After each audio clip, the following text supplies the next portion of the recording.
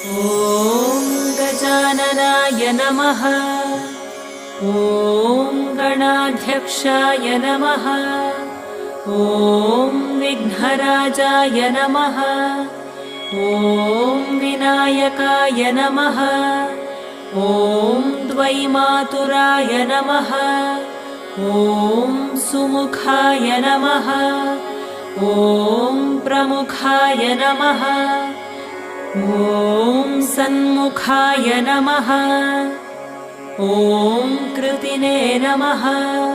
ॐ ज्ञानदीपाय नमः। ॐ सुखनिधये नमः।